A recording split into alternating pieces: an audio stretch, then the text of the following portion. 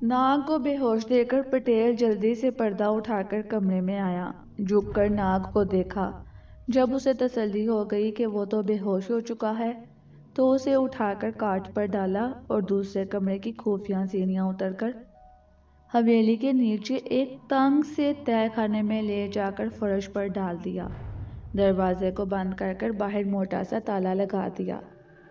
سیڑھیاں چڑھ کر وہ اپنے کمرے میں آیا، لباس تبدیل کیا اور شکاری والا لباس پہنا، تیر کمان اٹھایا اور گھوڑے پر سوار ہوا اور پہرے دار سے کہا کہ میں جنگل میں شکار کھیلنے جا رہا ہوں۔ یہ کہہ کر اس نے اپنے گھوڑے کو دھرا دیا۔ گھوڑا تو ہوا سے باتیں کرنے لگا۔ پٹیل گھوڑے کو تیزی سے دھراتا ہوا ندی نالوں پہاڑی میدانوں کو عبور کرتا اس جنگل میں داخل ہو گیا جہاں ڈاکو منگا بہادر کا خفیہ ڈیرا تھا۔ پٹیل کو آتے دیکھ کر ڈاکو ایک طرف ہٹ گئے۔ وہ سب جانتے تھے کہ پٹیل سردار منگا کا دوست ہے اور اس کی مدد سے سردار شہر میں ڈاکے ڈالا کرتا ہے۔ پٹیل سیدھا سردار منگا بہادر کے جھونپڑے میں چلا گیا۔ سردار ڈاکو منگا بہادر مونچھوں کو مروڑتا ہوا اپنے جگہ سے اٹھا اور مسکراتے ہوئے پٹیل سے گلے ملا۔ میرے دوست پٹیل صاحب، کیسے آنا ہوا؟ خیریت تو ہے نا؟ ہم تو آج رات خود آپ کے مہا منتری کی حویلی میں ڈاکہ مارنے آنے والے تھے۔ پٹیل نے کہا، ہاں خیریت ہی ہے، سب خیریت ہے، مگر یہ بتاؤ کہ تمہارا کوئی ساتھی تمہارے گروہ سے فرار تو نہیں ہوا؟ کیا مطلب؟ سردار نے تعجب سے پوچھا۔ پٹیل نے کہا کہ ابھی ایک سانولا سا گنگھرالے بالوں والا نوجوان ہماری حویلی میں آیا اور کہنے لگا کہ مجھے مہا منتری کے پاس لے چلو کیونکہ ڈاکو منگا بہادر آج رات حویلی میں ڈاکہ مارنے والا ہے۔ یہ سن کر سردار منگا کا تو چہرہ غصے سے لال ہو گیا۔ اس نے اسی وقت جھونپڑے سے باہر جا کر اپنے خاص ساتھی کو بلا کر کہا، سارے آدمیوں کو بلا کر ان کی حاضری دیکھو کہ کوئی ہمیں چھوڑ کر فرار تو نہیں ہو گیا۔ سردار کے ساتھی نے اسی وقت تمام ڈاکوؤں کو جھونپڑی کے سامنے حاضر کر دیا۔ سارے کے سارے ڈاکو موجود تھے، یہ لوگ سوائے ان 2 ڈاکوؤں کے جن کو سردار نے خود رات کو مار ڈالا تھا، جو کہ ایک عرصے سے ان کے ساتھ چلے آ رہے تھے۔ سردار نے پٹیل سے کہا کہ میرا تو کوئی آدمی مجھے دھوکہ دے کر فرار نہیں ہوا، سارے ڈاکو موجود ہیں۔ پٹیل نے داڑھی کھجاتے ہوئے کہا، پھر وہ جاسوس کون تھا؟ اس کو کیسے خبر ہوئی کہ آج رات تم مہا منتری کی حویلی پر ڈاکہ مارنے والے ہو؟ وہ تو خیریت رہی کہ پہرے دار اسے پہلے میرے پاس پکڑ کر لے آئے۔ اگر وہ مہا منتری کے پاس پہنچ جاتا تو ہمارا تو سارا منصوبہ دڑے کا دڑا رہ جاتا۔ ڈاکوؤں کا سردار بے چینی سے ٹہلنے لگا۔ کون ہو سکتا ہے یہ میرا دشمن؟ سردار کے ساتھی نے کہا، سردار ہو سکتا ہے جب تم نے کہا تھا کہ آج رات ہم مہا منتری کی حویلی میں ڈاکہ ڈالنے والے ہیں۔ اب چل کر آرام کرو تو اس وقت درختوں کے پیچھے چھپا ہوا کوئی آدمی سن رہا ہو۔ ڈاکوؤں کے سردار منگا بہادر نے غصے سے پھنکارتے ہوئے پٹیل سے کہا، پٹیل ہمارے دوست اس جاسوس کو پکڑے رکھنا، جب میں رات کو ڈاکہ مارنے آؤں تو اسے میرے حوالے کر دینا، اسے ابھی قتل نہ کرنا۔ میں اسے پوچھ گچھ کر کر پتہ لگانا چاہتا ہوں کہ وہ اکیلا ہے یا اس کے ساتھ کوئی اور گروہ بھی کام کر رہا ہے۔ یہ بات ہمارے لیے بڑی خطرناک ثابت ہو سکتی ہے۔ پٹیل نے اٹھتے ہوئے کہا، میں نے اسے بے ہوش کر کر تہہ خانے میں بند کر دیا ہے، تم رات کو آؤ گے تو میں اسے تیرے حوالے کر دوں گا۔ سردار بولا، اگر وہ بے ہوش ہے تو اگر اسے ہوش آ گیا تو اسے نہ پھر سے بے ہوش کر دینا۔ پٹیل نے کہا، میں نے اسے جو بے ہوشی کی دوا پلائی ہے وہ اسے آج کی ساری رات بے ہوش رکھے گی۔ اچھا اب میں چلتا ہوں۔ ہاں، آدھی رات کو تم حویلی کے پچھلے دروازے سے داخل ہونا، دروازہ تمہیں کھلا ملے گا۔ ڈاکو سردار نے مسکراتے ہوئے پٹیل کے کاندھے پر ہاتھ مارا اور بولا، پٹیل فکر مت کرو، تمہارا حصہ سب سے الگ کر کے رکھ دیا جائے گا، تمہاری امانت میرے پاس محفوظ رہے گی، تم جب چاہے آ کر وصول کر سکتے ہو۔ پٹیل نے مسکراتے ہوئے ڈاکوؤں کے سردار منگا بہادر اور اس کے ساتھی سے ہاتھ ملایا اور گھوڑے پر سوار ہو کر واپس اپنی حویلی کی طرف چل پڑا۔ شام ہونے سے پہلے پٹیل مہا منتری کی حویلی میں پہنچ گیا۔ پہنچنے کے بعد پہلا کام اس نے یہ کیا کہ خفیہ تہہ خانے میں جا کر ناگ کو دیکھا۔ ناگ ابھی تک بے ہوش پڑا تھا۔ پٹیل نے احتیاط کے طور پر ناگ کے دونوں ہاتھ اور پاؤں رسی کے ٹکڑے سے باندھ دیے اور تہہ خانے کے دروازے پر تالا لگا کر مہامنتری کے کمرہ خاص کی طرف بڑھا۔ مہامنتری ادھیڑ عمر کا ایک نیک دل اور شریف انسان تھا جو رحم دل تھا اور لوگوں اور نوکروں کے ساتھ بڑا اچھا سلوک کرتا تھا۔ مصیبت کے وقت ان کی مدد کرتا تھا۔ اس کی ایک بیوی اور ایک ہی بیٹی کملا تھی جس کی اگلے ماہ شادی ہونے والی تھی۔ وہ پٹیل پر بڑا بھروسہ کرتا تھا اور اس کی ہر بات مانتا تھا۔ پٹیل ایک مکار، لالچی اور غدار شخص تھا اور ڈاکوؤں سے ملا ہوا تھا۔ وہ ڈاکوؤں کے سردار منگا بہادر کو لوگوں کے گھروں کے خفیہ تہہ خانوں کی خبر دیتا جہاں لوگوں نے مال و دولت رکھی ہوتی تھی۔ ڈاکو ڈاکہ مار کر سارا مال لوٹ کر لے جاتے اور پٹیل کو اس میں سے اس کا حصہ مل جاتا تھا۔ مکار پٹیل یہ دیکھنے مہامنتری کے پاس گیا تھا کہ کہیں اس کو کسی دوسرے شخص نے تو نہیں بتا دیا کہ رات کو ڈاکہ پڑنے والا ہے، مگر شریف مہامنتری کو کچھ معلوم نہیں تھا۔ اسے ناگ نے ہی بتایا تھا اور ناگ تو پٹیل کے تہہ خانے میں بے ہوش پڑا تھا۔ مہامنتری نے پٹیل کو دیکھ کر مسکراتے ہوئے کہا، آئیے پٹیل جی، کیسے آنا ہوا؟ پٹیل نے بڑی مکاری کے ساتھ مسکراتے ہوئے ہاتھ جوڑ کر کہا، مہاراج، آپ کی خیریت معلوم کرنے آ گیا ہوں۔ آپ کا خادم ہوں، آپ کی ہر دم فکر رہتی ہے۔ مہامنتری اپنے کمرہ خاص میں شاندار میز کے سامنے بیٹھا رول کیے ہوئے بانس کے کاغذوں پر کچھ لکھ رہا تھا۔ اس نے کہا کہ مہاراج راجہ وکرم جی نے پرسوں مجھے دربار میں بلایا ہے۔ میں راجدھانی جاؤں گا، 2-1 دن میں واپس آ جاؤں گا۔ پیچھے آپ کو ہی سارا خیال رکھنا ہوگا۔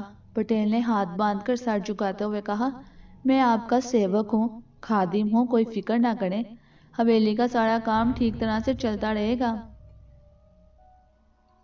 ہمیں آپ سے یہی امید تھی۔ تھوڑی دیر ادھر ادھر کی باتیں کرنے کے بعد پٹیل اجازت لے کر واپس چلا گیا۔ جب رات ہوئی تو پٹیل حویلی کے پچھلے دروازے کی طرف گیا۔ اس دروازے پر تالا لگا ہوا تھا۔ پٹیل نے تالا کھول کر دروازے کا کنڈا بھی کھول دیا۔ اب ڈاکوؤں کے لیے راستہ صاف تھا۔ پٹیل باغ میں آ گیا۔ اس نے دیکھا کہ پہرے دار باقاعدہ پہرا دے رہے تھے۔ پٹیل نے پہرے دار سے کہا، جس آدمی کو تم نے پکڑا تھا وہ دشمن کا جاسوس تھا۔ میں نے اسے مہامنتری کے حکم سے راجہ کے دربار بھجوا دیا ہے جہاں سے اسے سزا ملے گی۔ پہرے دار نے خوش ہو کر کہا، مہاراج، ہمیں انعام دیں گے کیا؟ پٹیل نے غصے میں کہا، جب انعام ملے گا تو دیکھا جائے گا، ابھی تم اپنا پہرا دیتے رہو۔ پٹیل اپنی خوابگاہ میں آ کر پلنگ پر لیٹ گیا۔ اس کی میز پر ریت کی گڑی رکھی تھی۔ ابھی گڑی کے نچلے حصے میں آدھی ریت نہیں گری تھی۔ آدھی ریت گر جانے کے بعد آدھی رات ہو جاتی تھی۔ پٹیل گڑی کی طرف تھوڑی تھوڑی دیر بعد دیکھ لیتا تھا۔ وقت گزرتا جا رہا تھا۔ ریت ایک پتلی سی باریک تار کی شکل میں گڑی کے اوپر والے حصے سے نچلے حصے میں گر رہی تھی۔ اس وقت ڈاکوؤں کا سردار منگا بہادر اپنے ڈاکو ساتھیوں کے ہمراہ پہاڑیوں میں سے نکل کر گھوڑے پر سوار رات کے اندھیرے میں مہامنتری کی حویلی کی طرف بڑھ رہا تھا۔ اندھیری رات کے سناٹے میں چھوٹے سے شہر کے لوگ گھروں میں گہری نیند سو رہے تھے۔ گلیاں اور بازار سنسان تھے۔ کبھی کبھی کسی طرف سے چوکی دار کے ڈنڈا زمین پر مارنے کی آواز آ جاتی تھی۔ ڈاکوؤں کا گروہ چہرے پر سیاہ نقاب چڑھائے شہر کے سنسان بازار میں داخل ہو گیا۔ وہ گھوڑے سے اتر رہے تھے۔ ان کا رخ مہامنتری کی حویلی کی طرف تھا۔ حویلی کے صدر دروازے پر مشلیں روشن تھیں مگر پچھلی طرف اندھیرا تھا۔ اس جگہ حویلی کا پچھلا دروازہ تھا۔ سردار منگا بہادر اپنے خاص ساتھی کے ساتھ آگے آگے چل رہا تھا۔ دونوں کے ہاتھوں میں تلواریں تھیں۔ جب وہ پچھلے دروازے کے پاس آئے تو کسی نے چلا کر کہا، خبردار! سردار نے چونک کر ایک طرف دیکھا۔ ایک پہرے دار سردار کی طرف بڑھا۔ اس کی موت اسے وہاں لے آئی تھی۔ سردار چھلانگ لگا کر پہرے دار پر گرا اور اس سے پہلے کہ پہرے دار کے حلق سے دوسری آواز نکلتی، سردار ڈاکو نے اسے دوسری دنیا میں پہنچا دیا۔ یہ کیوں یہاں آ گیا؟ سردار نے غصے سے کہا۔ اس نے ساتھی سے سرگوشی کی، اس کا پہرا یہاں لگا ہوگا۔ حویلی کے پچھلے دروازے کے پاس آ کر سردار نے دروازے کو دھکا دیا۔ دروازہ کھل گیا۔ ڈاکو حویلی میں داخل ہو گیا۔ حویلی میں مہامنتری، اس کی بیوی اور لڑکی کملا اپنے اپنے کمروں میں گہری نیند سو رہے تھے۔ ڈاکو نے سب سے پہلے پہرے داروں کو موت کے گھاٹ اتار دیا۔ پھر انہوں نے مہامنتری اور اس کی بیوی کے منہ میں کپڑا ٹھونس کر ان کی مشکیں کس دیں اور مہامنتری کی بیٹی کملا کے کمرے میں داخل ہوئے۔ کملا بے سدھ پڑی سو رہی تھی۔ سردار نے اشارہ کیا۔ دو ڈاکو آگے بڑھے۔ انہوں نے کملا کے منہ پر رومال رکھ کر اسے بے ہوشی کی دعا سنگا دی۔ کملا نے 2 بار ہچکی لی اور بے ہوش ہو گئی۔ اس کے بعد ڈاکو نے ساری حویلی کو لوٹ کر مال جمع کیا اور کملا اور لوٹ کا مال لے کر حویلی کے پچھلے دروازے سے باہر نکل گئے۔ ان کے گھوڑے حویلی سے کچھ دور تیار کھڑے تھے۔ وہ گھوڑوں پر سوار ہوئے اور ہوا سے باتیں کرتے رات کی تاریکی میں گم ہو گئے۔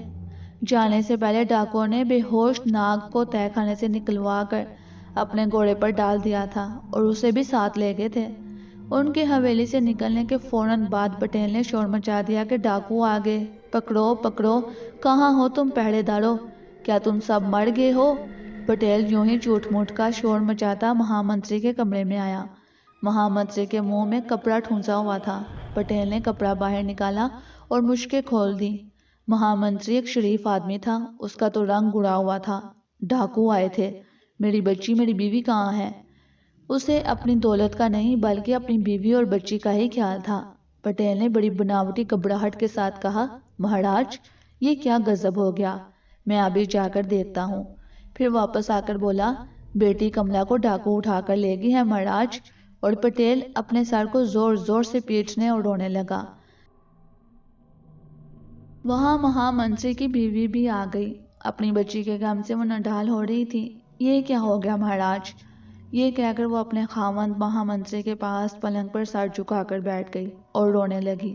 اتنے میں جو نوکر بچ گئے تھے وہ آ گئے۔ انہوں نے بتایا کہ ڈاکو نے سارے پہرے داروں کو قتل کر ڈالا ہے اور حویلی کا سارا مال لوٹ کر لے گئے ہیں۔ مہامنتری نے غم زدہ آواز میں کہا، مجھے میری بیٹی کا غم کھائے جا رہا ہے۔ پھر پٹیل کی طرف دیکھ کر بولا، پٹیل جی ہمارا گھوڑا تیار کیا جائے، ہم ابھی مہاراج راجہ وکرم کے دربار کی طرف کوچ کریں گے تاکہ راجہ کی شاہی فوج کی مدد لے کر ہم اپنی بیٹی کملا کو ڈاکوؤں سے واپس لے سکیں۔ پٹیل اپنی نکلی آنسو پونچھتے ہوئے بولا، مہاراج آپ کیوں تکلیف کرتے ہیں؟ میں خود ابھی مہاراجہ راجہ وکرم کے دربار کی طرف کوچ کرتا ہوں۔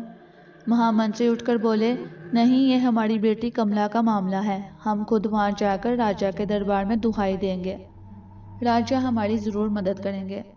پٹیل اب انکار نہ کر سکا۔ اس نے فوراً مہامنتری کے گھوڑے کو تیار کروا دیا۔ 4 نوکر بھی گھوڑوں پر سوار ہو کر ساتھ ہو لیے اور یہ لوگ راجہ وکرم کی راجدھانی کی طرف چل پڑے۔ پٹیل نے واپس آ کر کملا کی ماں کو جھوٹ موٹ تسلی دی۔ وہاں ایک بار پھر سے اپنے جھوٹے آنسو بہائے اور پھر یہ بہانہ بنا کر کہ وہ غم سے نڈال ہو رہا ہے، اپنے حکیم جی کے پاس جانا چاہتا ہے، وہاں سے اجازت لے کر وہ چلا گیا۔ پٹیل گھوڑے پر سوار ہو کر شہر کی طرف چلا۔ اس نے نوکروں سے یہی کہا کہ وہ شہر میں حکیم جی کے پاس جا رہا ہے، مگر شہر سے باہر نکلتے ہی اس نے گھوڑے کا رخ جنگل کی طرف پھیر دیا۔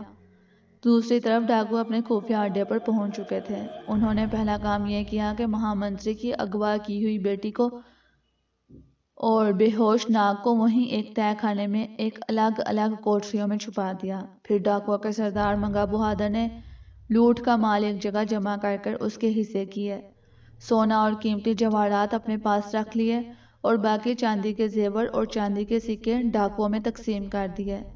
اس وقت صبح ہونے میں تھوڑی ہی دیر رہ گئی تھی۔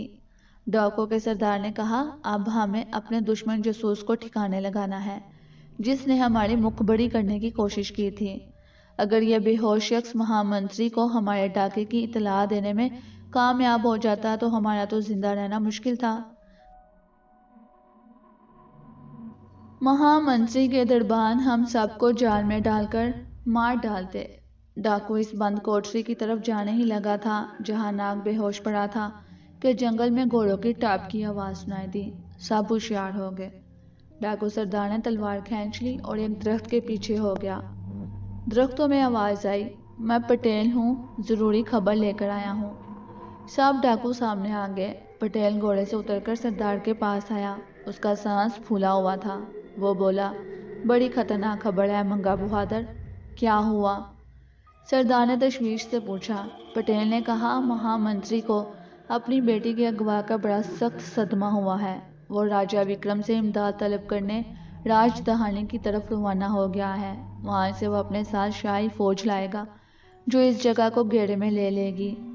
تم لوگ جلدی سے کسی دوسری جگہ چلے جاؤ، وگرنہ ہم سب کی خیر نہیں ہے۔ سردار سوچ میں پڑ گیا، شاہی فوج کا مقابلہ نہیں کر سکتا تھا۔ اس نے کہا کہ سب سے پہلے ہمیں اپنے جاسوس کو ٹھکانے لگانا چاہیے، اس کے بعد میں کملا کو لے کر یہاں سے دوسری جگہ گھاٹیوں میں چلا جاؤں گا۔ میرے ساتھی بھی میرے ساتھ رہیں گے، وہاں شاہی فوج کبھی ہمیں تلاش نہیں کر سکے گی۔ داروغہ پٹیل بولا، چلو اس نوجوان کو ختم کر دو، نہیں تو وہ بھی ہمارا بانڈا پھوڑ سکتا ہے۔ نوجوان سے ان کی مراد ناگ تھا۔ صبح ہونے ہی والی تھی۔ ناگ پر بے ہوشی کی دوا کا اثر جو تھا وہ زائل ہونے لگا تھا۔ اس نے آہستہ سے آنکھیں کھول کر دیکھا کہ وہ ایک تڑی کوٹری میں فرش پر پڑا ہے۔ وہ اٹھ کر بیٹھ گیا۔ اب اسے ساری بات یاد آ گئی کہ پٹیل نے کیسے اسے شربت پلایا تھا جس کے بعد وہ بے ہوش ہو گیا تھا۔ اس سے صاف ظاہر تھا کہ پٹیل ڈاکوؤں سے ملا ہوا ہے۔ ناگ نے باہر قدموں کی آواز سنی، کچھ لوگ اس کوٹری کی طرف بڑھ رہے تھے۔ ناگ کو اپنی جان کی بھی فکر تھی کیونکہ اس کو قتل کیا جا سکتا تھا۔ اس نے فوراً سانس کو اندر کھینچا اور چھوٹا سا سیاہ رنگ کا ایک سانپ بن کر کوٹری کی دیوار پر چڑھ کر اندھیرے میں چھپ گیا۔ کوٹری کا تالا اور پھر دروازہ کھلا۔ اندر ڈاکوؤں کا سردار منگا بہادر اور پٹیل داخل ہوئے۔ ان کے پیچھے ڈاکو ننگی تلواریں لیے کھڑے تھے۔ سردار کے ہاتھ میں ایک تلوار تھی۔ ایک ڈاکو نے ایک مشعل تھام رکھی تھی۔ مشعل کی روشنی میں کوٹری خالی نظر آئی تو سردار چلایا، وہ بدبخت بھاگ گیا، اب کیا ہوگا؟ سردار کا ساتھی اور پٹیل بھی پریشان ہو گئے۔ پٹیل نے کہا، تم لوگ تو کسی دوسرے ٹھکانے پر جا کر چھپ جاؤ، لیکن اگر اس مفرور جاسوس نے مہا منتری کو جا کر سب بتا دیا کہ میں ڈاکوؤں سے ملا ہوا ہوں تو مہا منتری تو مجھے زندہ نہیں چھوڑے گا۔ سردار داڑا، ہم اسے پکڑ لیں گے، وہ جنگل میں زیادہ دور نہیں گیا ہوگا۔ یہ کہہ کر سردار اپنے ڈاکو ساتھیوں کے ہمراہ تیزی سے باہر نکل گیا۔ باہر نکل کر سردار نے پٹیل سے حیرانی سے کہا، جاسوس کی کوٹری کے باہر دروازے پر تالا لگا تھا، پھر وہ باہر کیسے نکل گیا؟ پٹیل اور ڈاکو سردار کا ساتھی بھی تعجب میں پڑ گئے۔ کسی کی سمجھ میں نہیں آ رہا تھا کہ جاسوس یعنی ناگ تالا لگی ہوئی کوٹری سے کیسے نکل گیا۔ سردار نے تلوار لہرا کر کہا، وہ جیسے بھی نکلا ہے نکل گیا ہے، جنگل کا چپا چپا چھان مارو، اسے تلاش کر کر وہیں موت کے گھاٹ اتار دینا۔ سب ڈاکو جنگل میں پھیل گئے اور ناگ کی تلاش شروع ہو گئی۔ پٹیل اجازت لے کر گھبرایا ہوا واپس اپنی حویلی کی طرف روانہ ہو گیا۔ وہ اس بات سے پریشان تھا کہ اگر ناگ نے راج دہانی میں جا کر راجہ وکرم اور مہا منتری کو بتا دیا کہ پٹیل ڈاکوؤں کے ساتھ ملا ہے اور اس نے اسے بے ہوشی کا شربت پلایا تھا تو اس کی تو خیر نہیں، ہو سکتا ہے کہ اس کی سزا میں مجھے اور میرے خاندان کو قتل کروا دیا جائے۔ پٹیل اسی پریشانی کی حالت میں مہا منتری کی حویلی کی طرف چلا جا رہا تھا۔ ناگ ابھی تک اپنی کوٹری کی دیوار سے چپکا ہوا تھا۔ جب اس نے دیکھا کہ سارے ڈاکو باہر نکل گئے ہیں تو وہ رینگتا ہوا دیوار سے نیچے اتر آیا، بند دروازے کی درز میں سے رینگ کر باہر آ گیا۔ اس کوٹری کے ساتھ ہی وہ بند کوٹری تھی جس کے اندر کملا بے ہوش تھی، مگر اب اسے بھی ہوش آنے لگا تھا۔ ناگ اس کوٹری کے قریب سے گزرنے لگا تو اسے ایسی آواز سنائی دی جیسے کوئی آہستہ آہستہ کڑھاتے ہوئے مدد کے لیے پکار رہا ہو۔ ناگ وہی رک گیا۔ اس نے گردن اٹھا کر بند کوٹری کی طرف دیکھا۔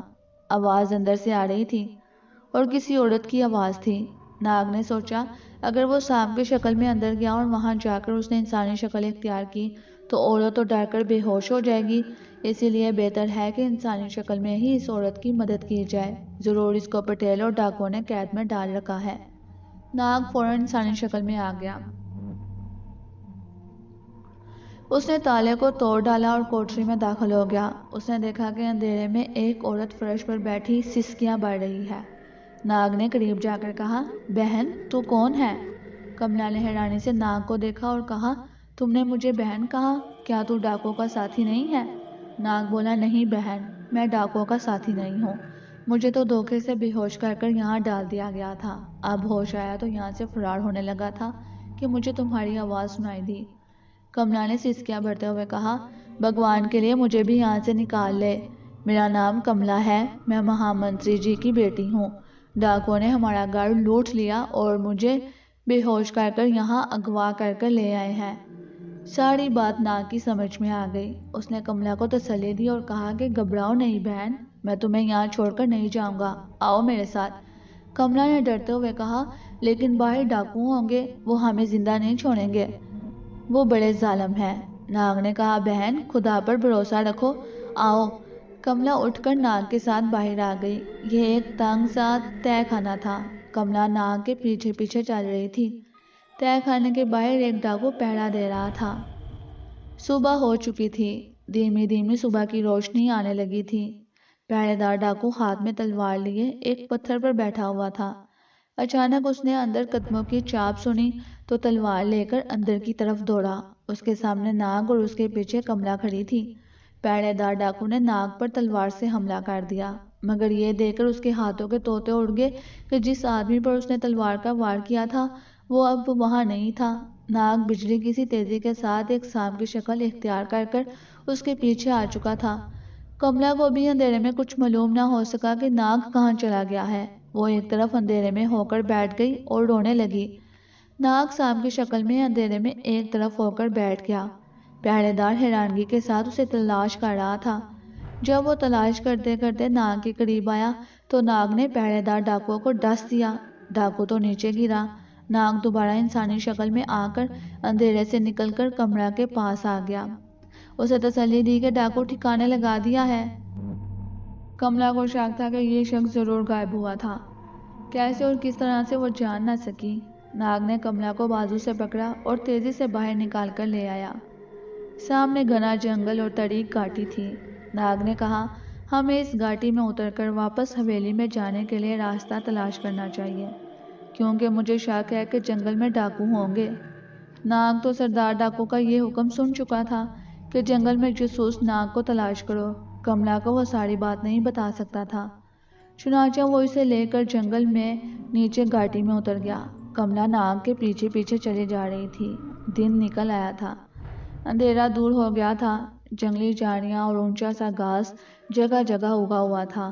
وہ ایک جنگلی پگ ڈنڈی پر سے بڑی احتیاط سے اتر رہے تھے۔ گھاٹی نیچے جا کر ایک سوکھے سے نالے میں اتر گئی تھی۔ انہوں نے سوکھے نالے میں چلنا شروع کیا۔ سوکھے نالے میں سے نکل کر وہ باہر آئے تو ناگ نے کملا کو نیچے بیٹھ جانے کا اشارہ کیا، کیونکہ ناگ کو 2 ڈاکو نظر آئے تھے جو اسی کو جنگل میں تلاش کر رہے تھے۔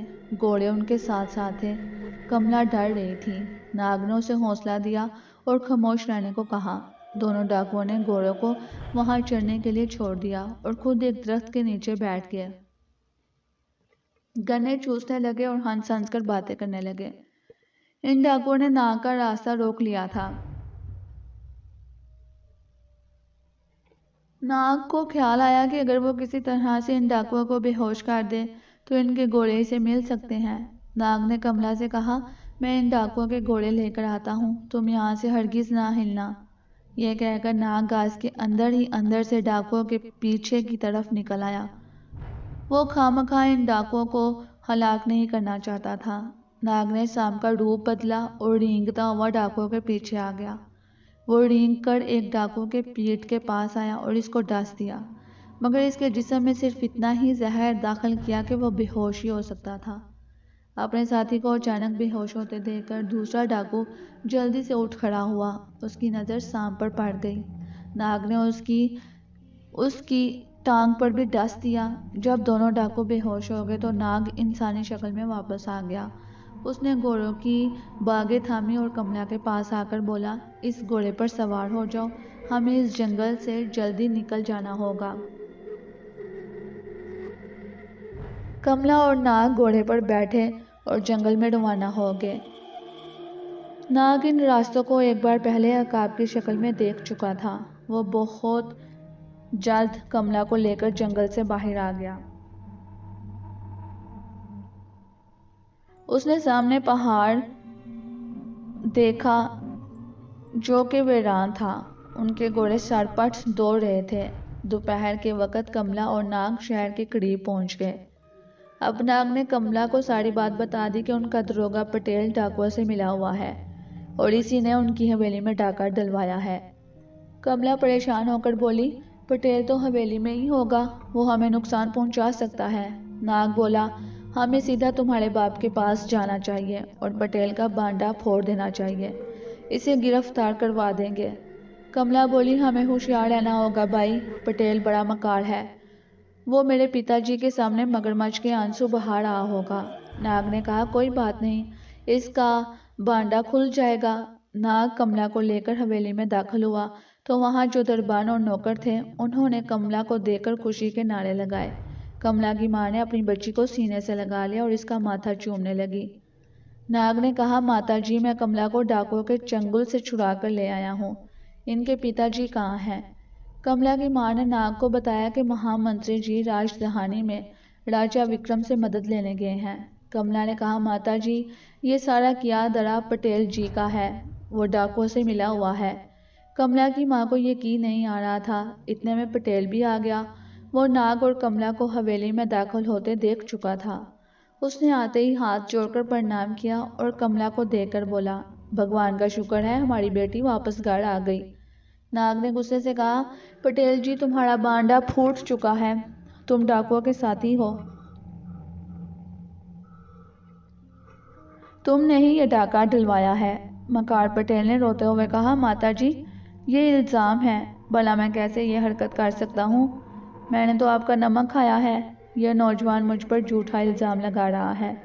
ناگ نے کہا، پھر تم نے مجھے اس وقت شربت پلا کر بے ہوش کیوں کیا تھا جب میں ڈاکے کی اطلاع دینے یہاں آیا تھا؟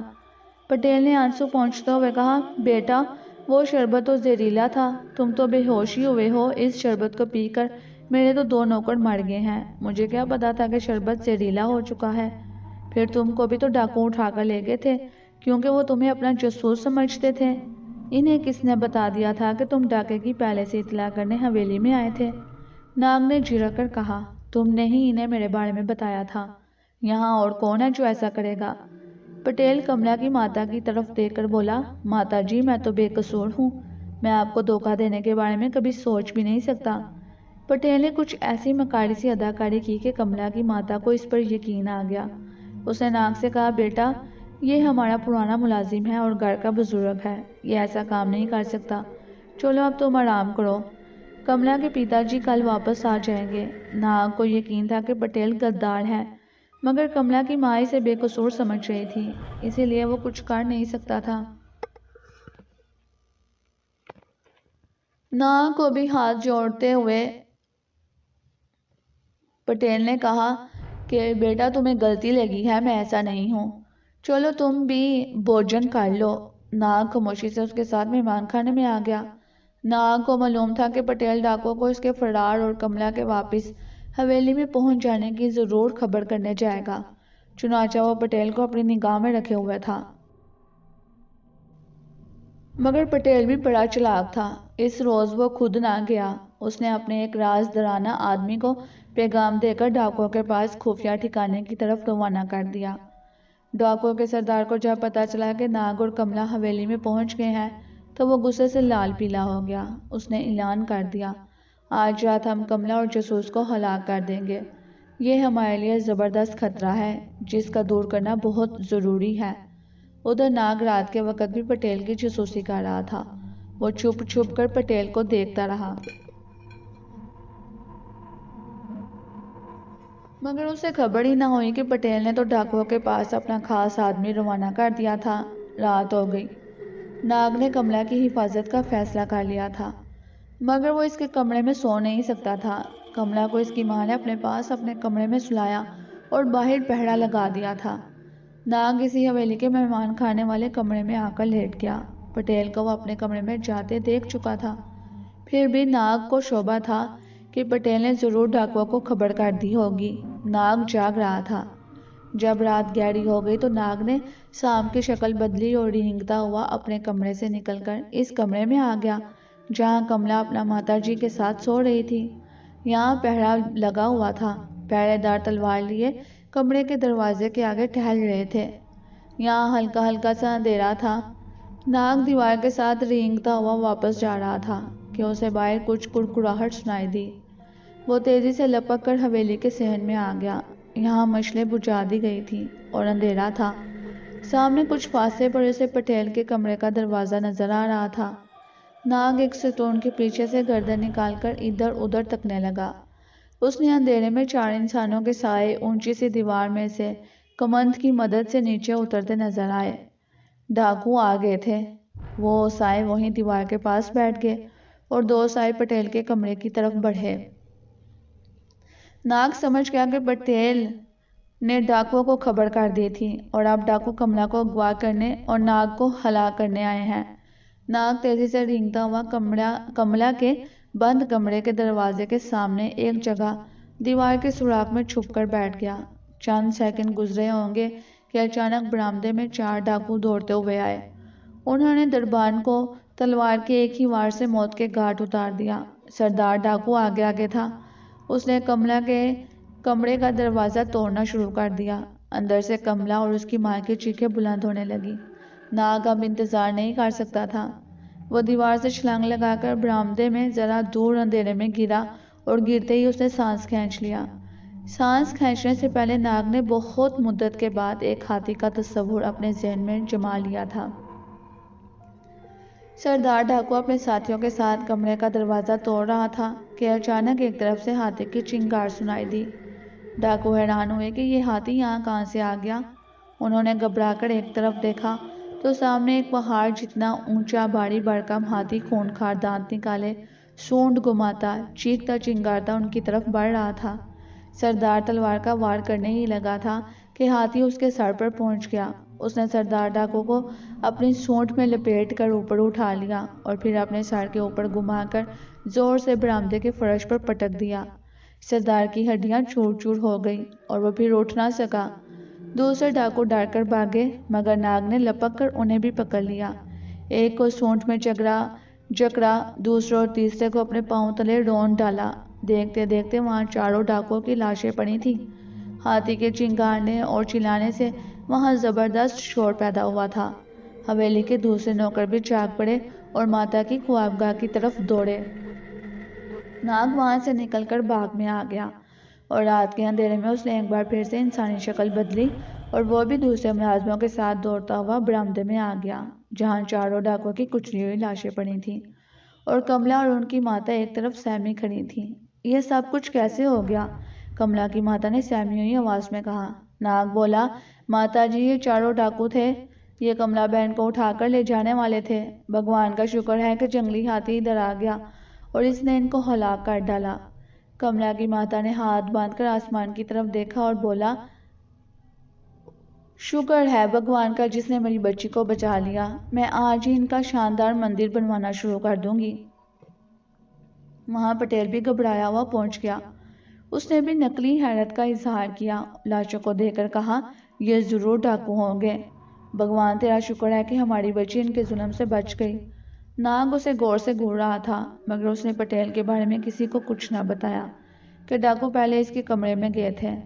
دوسرے روز شام کو کملا کے پتا جی بھی آ گئے۔ کملا کو واپس اپنی حویلی میں دیکھ کر وہ خوشی سے نہال ہو گئے۔ انہیں ساری کہانی سنائی گئی۔ انہوں نے ناگ کو گلے سے لگا لیا۔ تم نے میری بچی کو بچا کر مجھے خرید لیا ہے بیٹا۔ پٹیل کے بارے میں انہیں بھی یقین نہ آیا۔ کہنے لگے، پٹیل تو ہمارا پرانا ملازم ہے، وہ ہم سے غداری نہیں کر سکتا بیٹا، تمہیں غلط فہمی ہوئی ہے۔ ناگ نے مزید کچھ کہنے کی ضرورت محسوس نہ کی۔ وہ چپ ہی رہا۔ یہ لوگ کسی حد تک سادہ مزاج تو تھے کہ دشمن پر بھروسہ کیے ہوئے تھے۔ ناگ کو تو انہیں سمجھانا چاہیے تھا مگر اس حد تک بھی کوئی شریف نہیں ہونا چاہیے۔ وہ شریف ضرور تھے۔ ویسے اگر وہ ایسے ہی رہے تو دشمن تو انہیں نقصان پہنچا دے گا۔ انسان کو چاہیے کہ شرافت کے ساتھ ساتھ عقل مند بھی ہو، اپنا بڑا برا پہچان سکے اور پھر اپنے دشمن کو بھی کبھی کمزور نہیں سمجھنا چاہیے۔ ناگ نے اپنا فرض ادا کر دیا۔ کملا کو اس کے ماں باپ سے ملا دیا تھا۔ اب اسے ماریا کی تلاش تھی جس کے بارے میں اسے یقین تھا کہ چونکہ وہ بھی اسی بھیڑیے کے منہ میں سے نیچے گری تھی اسی لیے ضرور اسی دنیا میں یعنی کہ 3000 سال پرانے ہندوستان میں ہی کسی شہر یا جنگل میں ہوگی۔ مہامنتری ناگ کو اپنے پاس ہی رکھنا چاہتا تھا۔ اس نے کہا، بیٹا تم مجھے بہت عزیز ہو، ہماری ایک ہی بیٹی ہے، میں چاہتا ہوں کہ تم اسے اپنی بیوی بنا کر ہنسی خوشی یہاں زندگی بسر کرو۔ ناگ نے مسکرا کر کہا، مجھے افسوس ہے، میں ایسا نہیں کر سکتا۔ اگر مجھے شادی کرنا ہوتی تو کئی شہزادیوں کے ہاتھ میری طرف بڑھے تھے، مگر میں نے ان سے شادی نہیں کی، اسی لیے کہ شادی میری زندگی کا مقصد نہیں ہے۔ یہ کہہ کر ناگ مہامنتری کی حویلی سے ماریا کی تلاش میں روانہ ہو گیا۔ اب ہم واپس امبر اور کیٹی کی طرف آتے ہیں۔ یہاں تو زمین پر کئی دن گزر گئے تھے، مگر اوپر بھیڑیے کے کھلے منہ والے سیارے پر ابھی صرف 15 منٹ ہوئے تھے۔ جب 15 منٹ گزرنے کے بعد بھی ناگ غار سے واپس نہ آیا تو امبر کو فکر لگی۔ اس نے کیٹی سے کہا، کچھ سمجھ میں نہیں آ رہا، پہلے ماریا اندر جا کر گم ہو گئی، اب ناگ ایسا گیا ہے کہ واپس ہی نہیں آیا۔ کیٹی نے کہا، مجھے تو دال میں کچھ کالا نظر آتا ہے، اندر ضرور کوئی گڑبڑ ہوئی ہے، ہمیں خود اندر چل کر دیکھنا چاہیے۔ امبر اور کیٹی اٹھے اور خود بھیڑیے کے کھلے ہوئے منہ میں داخل ہو کر سیڑھیاں اترنے لگے۔ سامنے انہیں بھی سرنگ نظر آئی جس کی چھت پر سفید ٹائلیں لگی تھی اور روشنی ہو رہی تھی۔ سرنگ کی بیضوی دیوار کے ساتھ ستون کھڑے تھے جن کے اوپر بھیڑیوں کے منہ کے بت رکھے تھے۔ یہاں سے گزرتے ہوئے کیٹی اور امبر بھی اس حال کمرے میں آ گئے۔ یہاں انہیں سامنے دیوار پر بھیڑیوں کے 5 کھلے منہ دیوار میں بنے ہوئے دکھائی دیے۔ کیٹی اور امبر قریب آ گئے۔ کیٹی نے کہا، یہاں نہ ناگ ہے نہ ماریا کی خوشبو آ رہی ہے، وہ ضرور کسی حادثے کا شکار ہو گئے ہیں۔ امبر، ہمیں ہوشیار رہنا ہوگا۔ ماریا کی خوشبو امبر کو بھی نہیں آ رہی تھی۔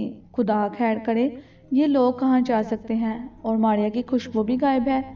لیکن ان بھیڑیوں کے کھلے چہروں کے اوپر رومن ہندسے لگے ہوئے تھے۔ امبر درمیان والے بھیڑیے کے منہ کے قریب آیا تو اچانک اسے ماریا کی خوشبو محسوس ہوئی۔ اس نے کیٹی سے بے اختیار کہا، کیٹی، یہاں سے ماریا کی خوشبو آ رہی ہے۔ کیٹی بھی جلدی سے درمیان والے بھیڑیے کے منہ کے قریب آ گئی۔ یہ وہی بھیڑیے کا چہرہ تھا جس کے اوپر 3000 کا ہندسہ لکھا تھا اور جس کے بٹن کو ماریا نے دبا دیا تھا۔ خوشبو ابھی تک اس بٹن میں سے آ رہی تھی۔ امبر اور کیٹی نے بھیڑیے کے منہ پر لگے شیشے میں سے اندر جھانکا۔ کیٹی نے کہا، اندر تو گہرا اندھیرا ہے، خوشبو یہاں سے ہی آ رہی ہے۔ امبر بولا، ہو سکتا ہے ماریا اس طاقتور شیشے کے پیچھے قید ہو کر رہ گئی ہو، میں اسے توڑتا ہوں۔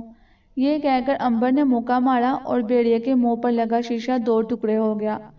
شیشے کے ٹوٹتے ہی ایک بلند اور بھیانک چیخ سے سارا کمرہ گونج اٹھا۔ یہ کسی بھیڑیے کی چیخ تھی۔ امبر اور کیٹی پیچھے ہٹ گئے۔ اچانک ایک طرف سے دیوار شق ہو گئی اور اس کے اندر سے سبز رنگ کے پگھلے ہوئے سیال مادے کی ایک موٹی سی لکیر بہتی ہوئی نکل گئی، ان کی طرف بڑھی۔ پگھلے ہوئے مادے کی یہ موٹی لکیر ایک سانپ کی طرح سے بل کھاتی ہوئی آگے بڑھ رہی تھی۔ امبر نے کہا، کیٹی، باہر کی طرف دوڑو، یہ کوئی کیمیاوی مادہ ہے، یہ خطرناک بھی ہو سکتا ہے۔ دونوں ہال کمرے کے دروازے کی طرف واپس دوڑے، مگر دروازہ کٹاک سے اپنے آپ بند ہو گیا۔ امبر نے پوری طاقت سے دروازے کو دھکا دیا، مگر دروازہ اس قدر مضبوط تھا کہ اس پر کوئی اثر نہ ہوا۔ سیال مادے کا اندھا سانپ بل کھاتا لہراتا اس کی طرف آ رہا تھا۔ ایسا لگتا تھا کہ اس پگھلے ہوئے سبز مادے کی آنکھیں ہیں اور وہ ان دونوں کو دیکھ رہا ہے، کیونکہ امبر اور کیٹی جس طرف جاتے تھے مادہ اسی طرف آ جاتا تھا۔ یہ پگھلا ہوا خطرناک سانپ میری طرف آ رہا ہے، امبر، کیٹی نے گھبرائی ہوئی آواز میں کہا۔ امبر نے کہا، میرے پیچھے آ جاؤ۔ کیٹی بھاگ کر امبر کے پیچھے آ گئی۔ امبر اس پگھلے ہوئے سبز سانپ سے بچ کر ادھر ادھر دوڑنے لگا، مگر اب پگھلے ہوئے مادے نے سارے کمرے میں اپنے کنڈل کو پھیلا دیا تھا۔ جوں ہی اس سے امبر کے پاؤں ٹکرائے، اسے بجلی کا ایک جھٹکا لگا اور وہ اس پر گر پڑا۔ کیٹی بھی گر پڑی۔ پگھلے ہوئے مادے کے سانپ نے امبر اور کیٹی کو اپنے کنڈل میں جکڑ لیا۔ امبر نے اپنا پورا زور لگایا مگر وہ اس پگھلے ہوئے سانپ کے کنڈل سے اپنے آپ کو نہ چھڑوا سکا۔ کیٹی بھی اس میں پھنس کر رہ گئی تھی۔ امبر، یہ سانپ ہمیں واپس گھسیٹے لیا جا رہا ہے۔ امبر نے کہا، میری سمجھ میں کچھ نہیں آ رہا۔ امبر کو محسوس ہوا کہ اس کی طاقت کمزور پڑتی جا رہی ہے۔ کیٹی پر بھی غنودگی چھانے لگی تھی۔ امبر کی آنکھوں کے آگے اندھیرا آنے لگا تھا۔ کیٹی کی آنکھیں بھی بند ہو رہی تھیں۔ اس نے کہا، میری آنکھیں بند ہو رہی ہیں امبر۔ امبر نے کوئی جواب نہ دیا کیونکہ امبر بے ہوش ہو چکا تھا۔ اس کے ساتھ ہی کیٹی بھی بے ہوش ہو گئی تھی۔ سبز مادے کا سانپ دونوں کو اپنے کنڈل میں جکڑ کر رینگتا ہوا واپس دیوار کے شگاف میں داخل ہو گیا۔ اس کے جانے کے بعد دیوار پھر سے بند ہو گئی۔ امبر اور کیٹی کو جب ہوش آیا تو انہوں نے اپنے آپ کو شیشے کے ایک آدمی کے قد جتنے اونچے سلنڈر میں بند پایا۔ وہ دونوں سلنڈر میں ساتھ ساتھ کھڑے تھے۔ یہ سلنڈر ایک اونچی سفید چھت والے کمرے کے درمیان میں لگا تھا۔ سامنے ایک بہت بڑا سا گول چبوترا تھا جس پر بھیڑیے کا چہرہ منہ کھولے موجود تھا۔ یہ چہرہ ایک بت تھا جو کافی بڑا تھا۔ اس کے منہ کے آگے ایک شیشے کی کرسی بھی تھی۔ کمرہ ابھی تک خالی تھا۔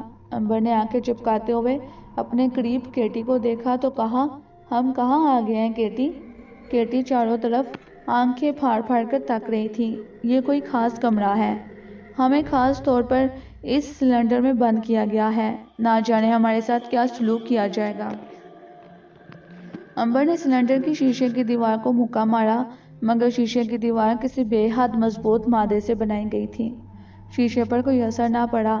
اتنے میں بھیڑیے کے منہ کے اندر روشنی ہو گئی۔ امبر اور کیٹی ایک طرف دیکھنے لگے۔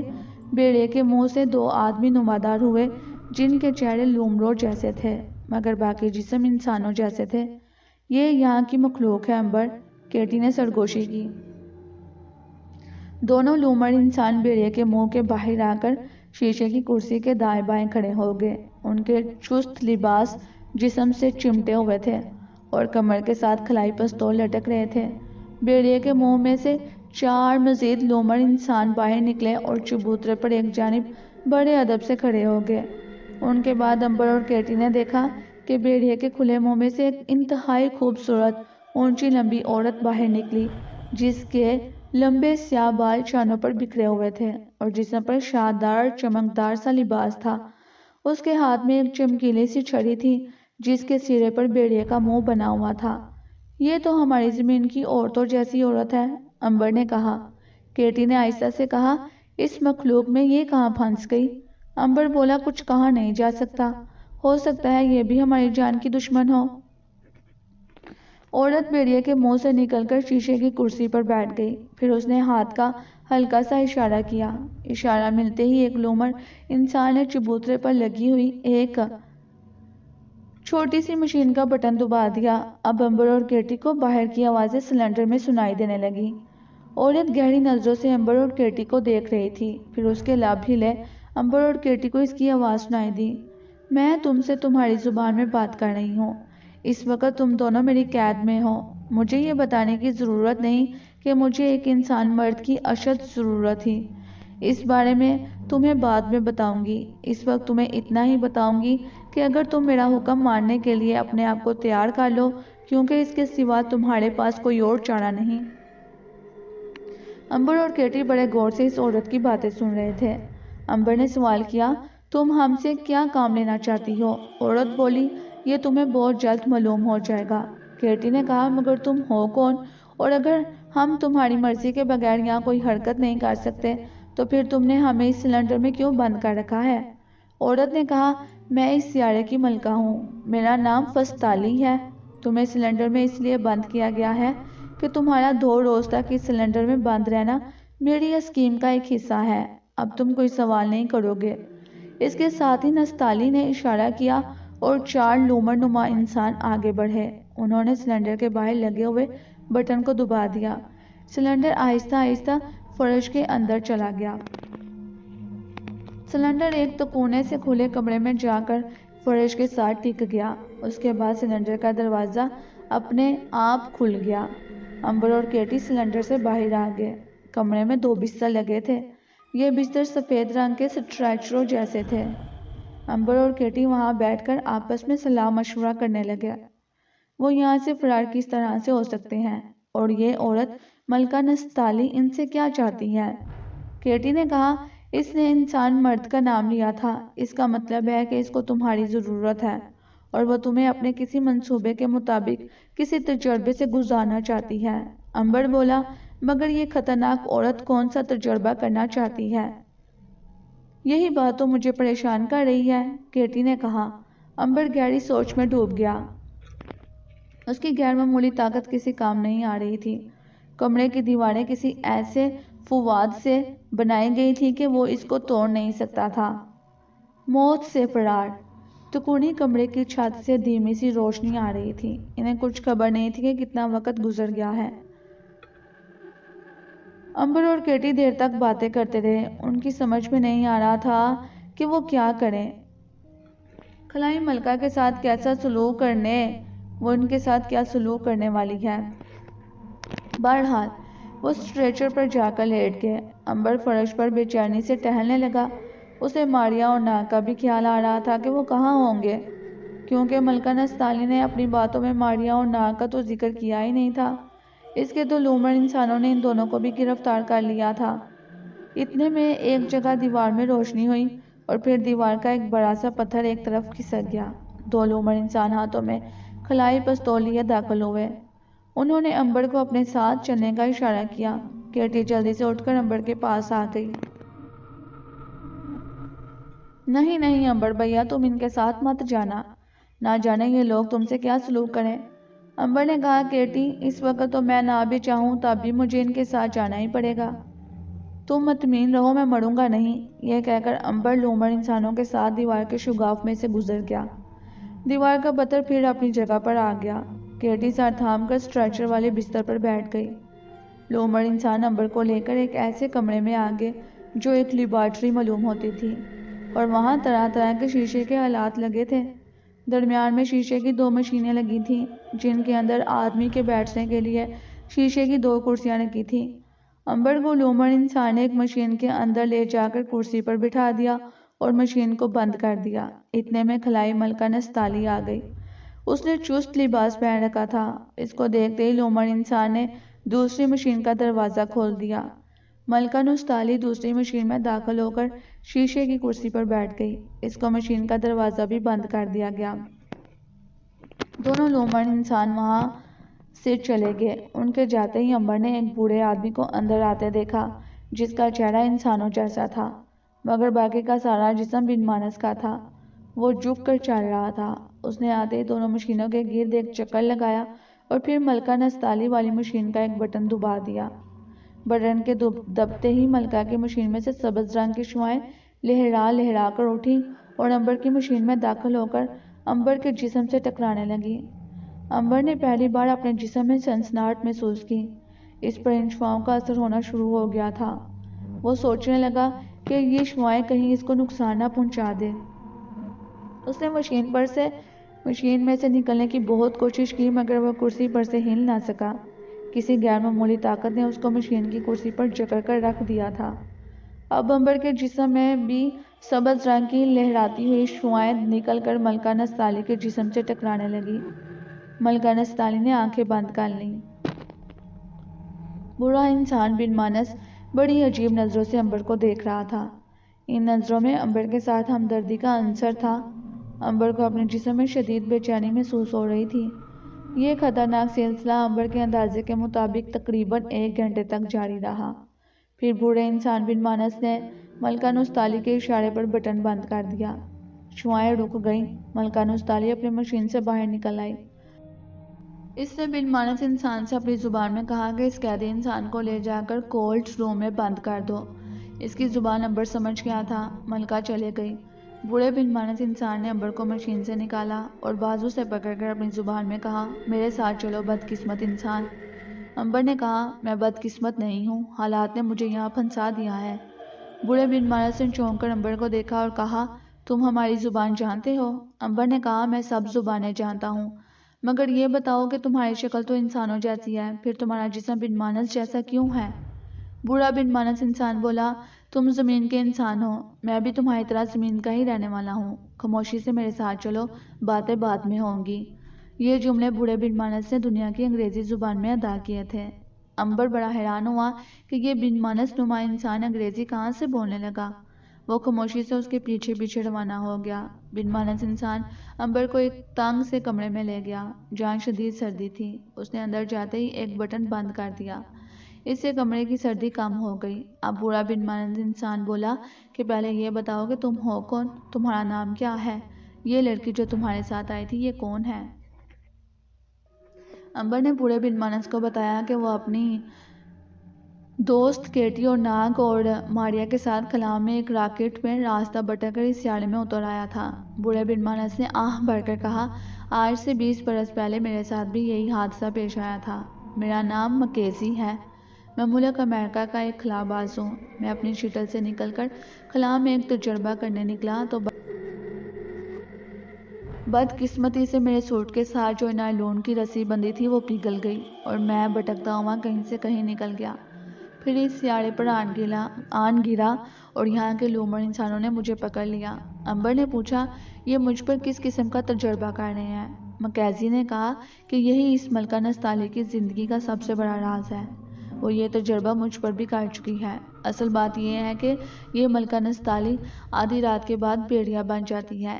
ایک عرصے سے وہ اس مصیبت میں پھنسی ہوئی ہے، وہ اسے نجات حاصل کرنے کے لیے لاکھوں جتن کر چکی ہے مگر کامیاب نہیں ہوئی۔ آخر ایک دوسرے سیارے کے سائنسدان نے ایک نسخہ اسے بتا ہی دیا جس پر عمل کر کر وہ دوبارہ سے آدھی رات کو بھیڑیا نہیں بن سکے گی۔ وہ نسخہ کیا تھا؟ امبر نے پوچھا۔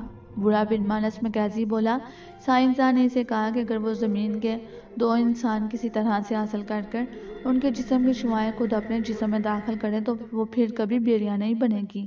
چنانچہ ملکہ نستعلی نے 2 انسان کو پکڑنے کی مہم شروع کر دی۔ اس مقصد کے لیے اس کے لومڑ انسان اڑن تشتریوں پر خلا میں چکر لگانے لگے مگر انہیں تو کوئی انسان نہ مل سکا۔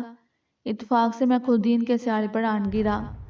ملکہ نستعلی نے مجھ پر تجربے شروع کر دیے۔ ایک ہفتہ میرے جسم میں اس نے اپنے جسم کی شعاعیں داخل کی۔ ایک ہفتے کے بعد میری یہ حالت ہو گئی کہ میرا آدھا جسم بن مانس کا ہو گیا اور چہرہ انسانوں کا ہی رہا ہے۔ اب انہیں دوسرے مرد انسان کی تلاش تھی کہ تم یہاں آ گئے۔ امبر نے کہا، تو کیا میرا بھی یہی حال ہوگا ایک ہفتے کے بعد؟ مکینزی بولا، بالکل، تم بھی آدھے انسان اور آدھے بن مانس بن جاؤ گے۔ امبر کو خیال آیا کہ اس نے اپنے جسم میں ملکہ نستعلی کے جسم کی شعاعیں داخل ہوتے محسوس کی تھیں، اسی لیے ہو سکتا ہے کہ اس پر یہ منحوس اثر ہو جائے۔ اس نے بوڑھے خلا باز سے کہا، کیا تم کسی طرح مجھے اس بھیانک انجام سے بچا نہیں سکتے؟ بوڑھا بن مانس بولا، میں یہ فیصلہ پہلے ہی کر چکا ہوں مگر تمہیں بڑی ہوشیاری سے کام لینا ہوگا، جیسے ہی میں کہوں ویسے ہی کرنا ہوگا، کیونکہ اس سیارے سے نکلنا کوئی آسان کام نہیں ہے۔ امبر نے کہا، میں تمہاری ہدایت پر عمل کروں گا لیکن میرے ساتھ میری دوست کیٹی بھی یہاں سے فرار ہوگی۔ بوڑھا بن مانس انسان بولا، میں تم دونوں کو یہاں سے فرار کروانے کی کوشش کروں گا، اگرچہ اس میں میری جان کو بھی خطرہ ہے مگر تم دونوں میری پیاری زمین کے انسان ہو، میں تمہاری مدد ضرور کروں گا۔ میرے ساتھ جو کچھ بھی ہو چکا ہے وہ ہو چکا ہے، میں تمہارے ساتھ ایسا نہیں ہونے دوں گا۔ تمہیں 2 روز اس کمرے میں رہنا ہوگا لیکن میں نے اس سرد کھانے کی سردی کم کر دی ہے، تم آرام سے بیٹھو، میں رات کو آؤں گا۔ یہ کہہ کر بوڑھا بن مانس کمرے سے نکل گیا۔ آدھی رات کو بوڑھا بن مانس اپنے وعدے کے مطابق آیا تو اس کے ہاتھ میں خلائی پستول بھی تھا۔ اس نے آتے ہی امبر سے کہا، میرے ساتھ آؤ، جلدی کرو۔ امبر فوراً اٹھا اور اس کے ساتھ ہو لیا۔ بوڑھا بن مانس امبر کو لے کر کئی ایک کمروں سے نکل کر ایک سرنگ میں آیا تو اچانک سامنے سے ایک لومڑ نما انسان آ گیا۔ اس نے بوڑھے بن مانس پر حملہ کر دیا۔ بوڑھے بن مانس نے پستول کا فائر کر دیا، لومڑ انسان اچھل کر گرا اور دور جا کر راکھ ہو گیا۔ سرنگ کے دروازے میں سیڑھیاں اوپر جاتی تھیں، سیڑھیوں میں اندھیرا تھا۔ امبر نے بوڑھے بن مانس سے کیٹی کے بارے میں پوچھا۔ اس نے کہا کہ خاموش۔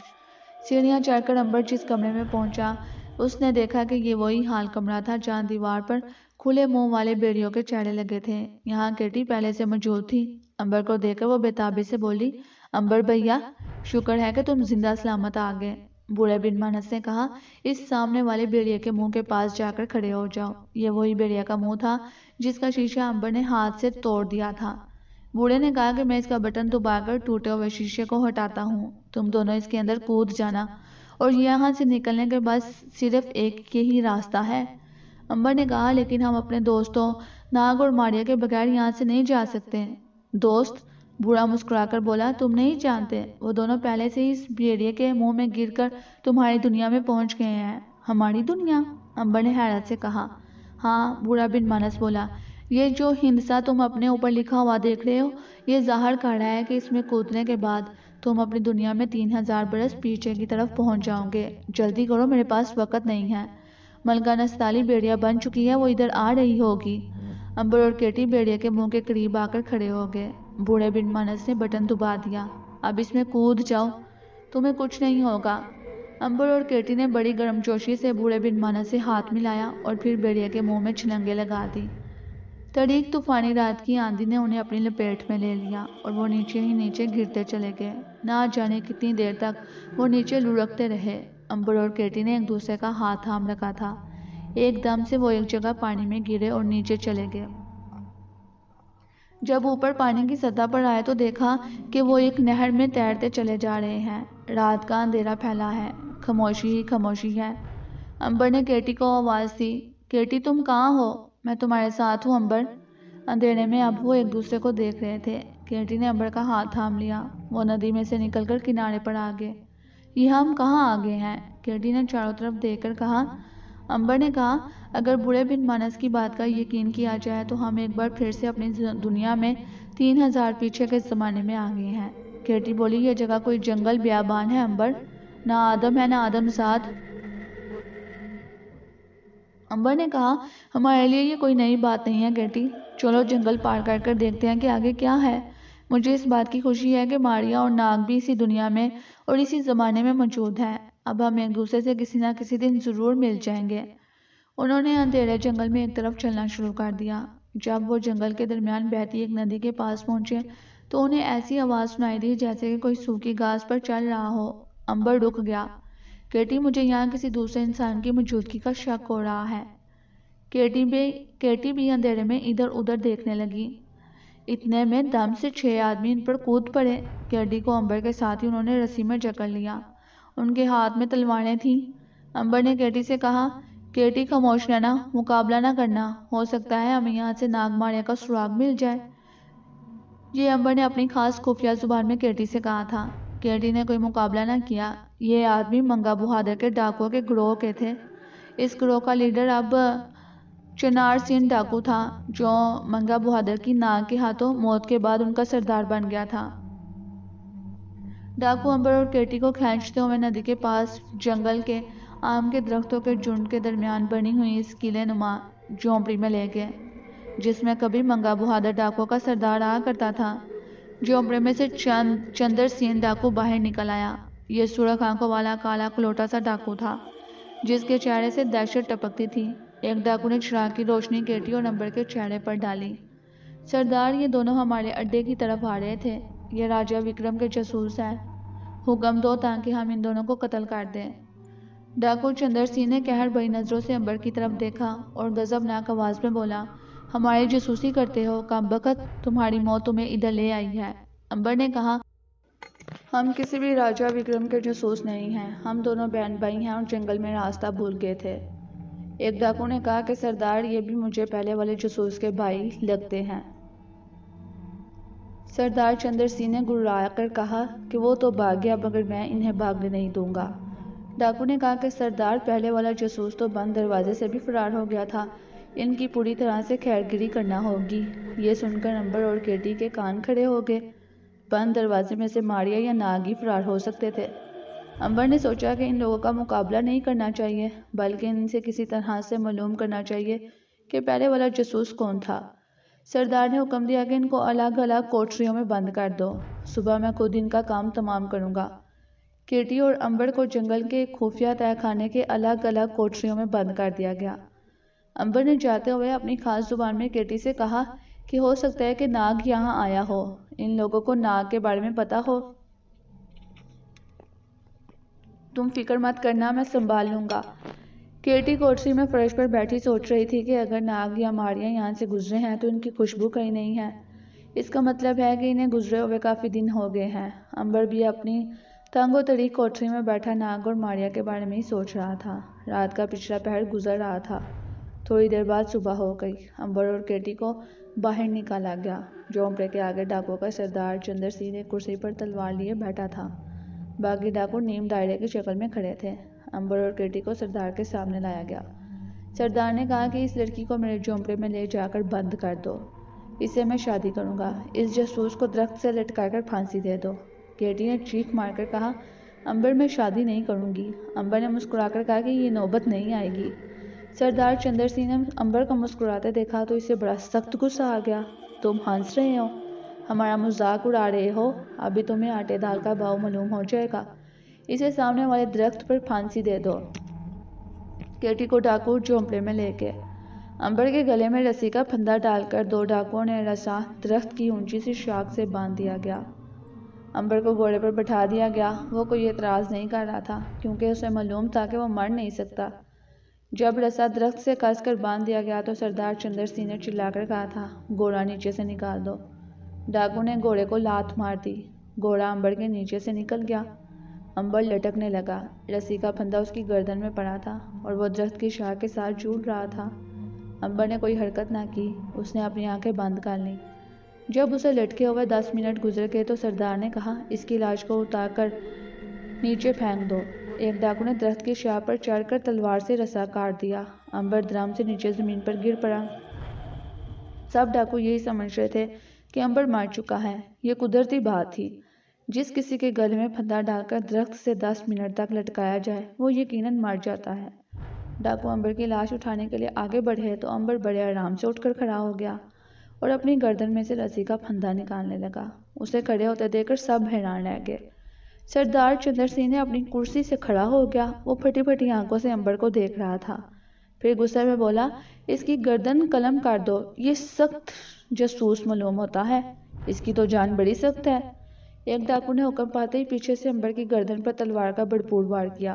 امبر بڑے آرام سے گلے سے رسی کا پھندا نکال کر اسے لپیٹ رہا تھا، جبکہ امبر کی پتھر جیسی سخت گردن سے ٹکراتے ہی تلوار کے 2 ٹکڑے ہو گئے۔ اب تو سردار چندر سنگھ بڑا پریشان ہو گیا۔ اس نے لپک کر امبر کی گردن کو ہاتھ لگا کر دیکھا۔ امبر کی گردن اب نرم کر لی تھی امبر نے۔ سردار نے چیخ کر کہا، اسے میں ختم کروں گا۔ سردار نے کمر میں لگا خنجر نکالا اور امبر کے سینے میں گھونپ دیا، مگر خنجر بھی ٹوٹ کر 2 ٹکڑے ہو گیا۔ اب تو سردار چندر سنگھ اور دوسرے ڈاکو دہشت زدہ ہو کر پیچھے ہٹ گئے۔ امبر نے مسکراتے ہوئے کہا، چندر سنگھ، تم اگر مجھے آگ میں بھی ڈال دو گے تو مجھے ہلاک نہیں کر سکو گے۔ کچھ ڈاکو نے تو امبر کے آگے سجدے میں گرنا شروع کر دیا، وہ اسے کوئی آسمانی دیوتا سمجھنے لگے تھے۔ سردار چندر سنگھ نے خشک ہونٹوں پر زبان پھیری اور کہا، تم کوئی جادوگر ہو؟ امبر بولا، میں جادوگر نہیں ہوں۔ پھر؟ سردار بولا، پھر تم پر خنجر تلوار کا اثر کیوں نہیں ہوا؟ امبر نے کہا کہ یہ ایک ایسا راز ہے جو میں تمہیں کسی صورت نہیں بتا سکتا۔ بہرحال ایک بات تم اچھی طرح سے سمجھ گئے ہو کہ میں تم سے بہت زیادہ طاقتور ہوں اور اگر چاہوں تو ایک ایک کر تم سب کو ہلاک کر سکتا ہوں، لیکن میں ایسا نہیں کروں گا۔ امبر نے سردار سے کہا کہ کیٹی کو باہر لایا جائے۔ سردار چندر سنگھ امبر کی غیر معمولی طاقت سے بہت زیادہ خوفزدہ ہو گیا تھا۔ اس نے کہا کہ آپ میرے ساتھ جھونپڑے میں چلیں۔ سردار بڑی عزت کے ساتھ امبر کو اپنے جھونپڑے میں لے گیا۔ یہاں کیٹی موجود تھی۔ کیٹی نے غصے سے کہا، امبر اس کو مزہ چکھاؤ، یہ کون ہوتا ہے مجھے یہاں قید کرنے والا؟ سردار چندر سنگھ ہاتھ جوڑ کر بولا، بہن مجھ سے غلطی ہو گئی، میں معافی مانگتا ہوں، تم آزاد ہو، یہی سمجھو کہ تم اپنے بھائی کے گھر ہو۔ کیٹی نے تعجب سے امبر کی طرف دیکھا۔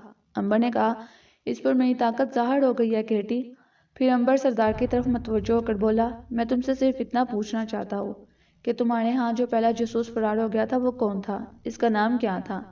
سردار چندر سنگھ نے کہا کہ میں تو اس کا نام نہیں جانتا، پٹیل نے ہمارے سردار کے لیے اس کو بے ہوش کر کر تہہ خانے میں ڈالا تھا، لیکن وہ نہ جانے تہہ خانے سے فرار کیسے ہو گیا، یہ راز تو آج تک نہیں کھل سکا کہ وہ کیسے فرار ہوا۔ امبر نے سوال کیا کہ اس کا حلیہ بتا سکتے ہو تم، اس کا حلیہ کیسا تھا؟ سردار چندر سنگھ نے جو حلیہ بتایا وہ بالکل ناگ تھا۔ امبر اور کیٹی نے خوش ہو کر ایک دوسرے کو دیکھا۔ امبر یہ یقیناً ناگ ہوگا۔ امبر نے چندر سنگھ سے ناگ کے بارے میں مزید سوال کیا تو اس نے پٹیل کی مخبری، مہا منتری کی بیٹی کے اغوا اور اس کے گھر میں ڈاکہ اور منگا بہادر کے مارے جانے کی ساری کہانی بیان کر دی۔ امبر نے چندر سنگھ سے مہا منتری کی حویلی کا راستہ معلوم کیا، اس سے 2 گھوڑے لیے اور کیٹی کے ساتھ وہاں سے روانہ ہو گیا۔ دن بھر جنگل اور پہاڑی میدان میں سفر کرتے ہوئے شام کے قریب امبر اور کیٹی مہا منتری کی حویلی میں پہنچ گئے۔ مہا منتری اور اس کی بیوی اور کملا سے انہوں نے ملاقات کی اور ناگ کے بارے میں پوچھا۔ انہوں نے یہی بتایا کہ وہ اپنے کسی ساتھی کی تلاش میں ان سے رخصت ہو کر شمال کی طرف ملک مگدھ کی طرف روانہ ہو گیا ہے۔ امبر اور کیٹی نے ایک رات مہا منتری کی حویلی میں آرام کیا اور صبح ان کو خدا حافظ کہہ کر آگے روانہ ہو گئے۔ وہ شمالی ہندوستان کی ریاست مگدھ کی طرف جا رہے تھے۔ انہیں یقین تھا کہ شمالی ہندوستان کی ریاست مگدھ میں انہیں ضرور ناگ اور ماریا مل جائیں گے۔ دوسری طرف ناگ بھی جنگل میں ماریا کی تلاش میں شمال کی طرف جا رہا تھا اور ہم نے ماریا کو شمالی ہندوستان کی ریاست مونگہیل کی راجدھانی کی طرف جاتے چھوڑا تھا، جہاں وہ راجا بھیمار کی بیٹی راجکماری پشپا کے روپ میں شاہی رتھ میں بیٹھی اپنے شاہی محل کی طرف جا رہی تھی۔ راجا بھیمیار رانی اور دوسرے درباری اور سپاہی جلوس کی شکل میں محل کی طرف جا رہے تھے۔ محل میں پہنچ کر ماریا یعنی کہ پشپا کو اس کے محل میں پہنچا دیا گیا، جہاں کنیز اور اس کی خدمت کو موجود تھیں۔ ماریا یعنی کہ پشپا کی خاص کنیز سہیلی کیسری اس کے ساتھ تھی۔ ماریا نے نہا دھو کر نیا شاہی لباس پہنا اور اپنی سہیلی کیسری کے ساتھ شاہی باغ میں ٹہلنے لگی۔ وہ کیسری سے باتیں کر رہی تھی، مگر اس کا دل دماغ تو امبر، ناگ اور کیٹی کے بارے میں سوچ رہا تھا کہ وہ کہاں ہوں گے اور اس کے بارے میں فکر مند ہو رہے ہوں گے۔ وہ اتفاق سے دوسرے روز راجا کا سالگرہ کا دن تھا۔ محل کو شاندار طریقے سے سجایا گیا، دربار میں عظیم و شان دعوت ہوئی۔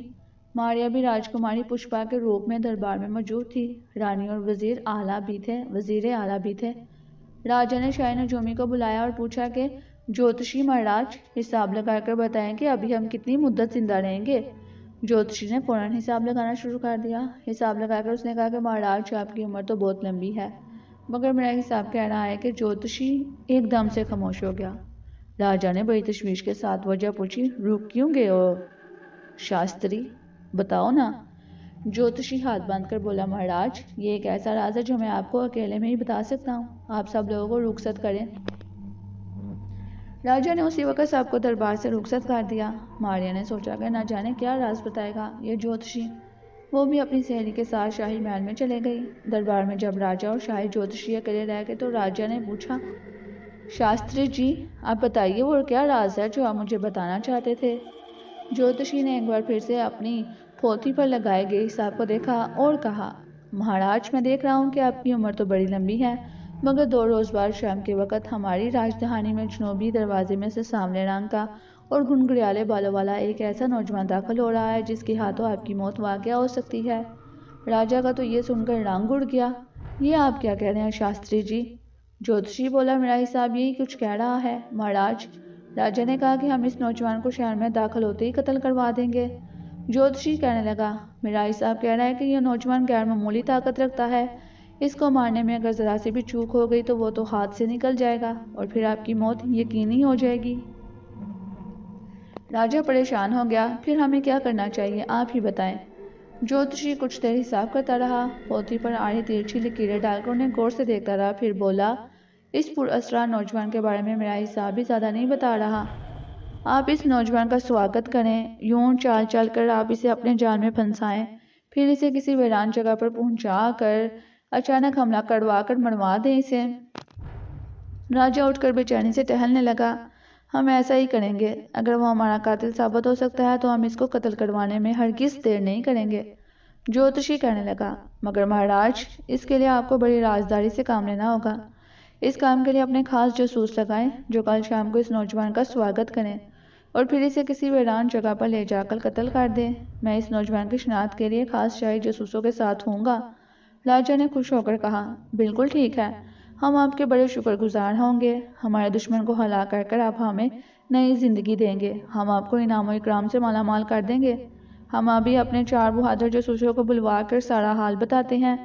راجا بھیمیار نے اسی وقت اپنے خاص جاسوسوں کو بلایا اور جوتشی نے انہیں ساری بات سمجھا دی۔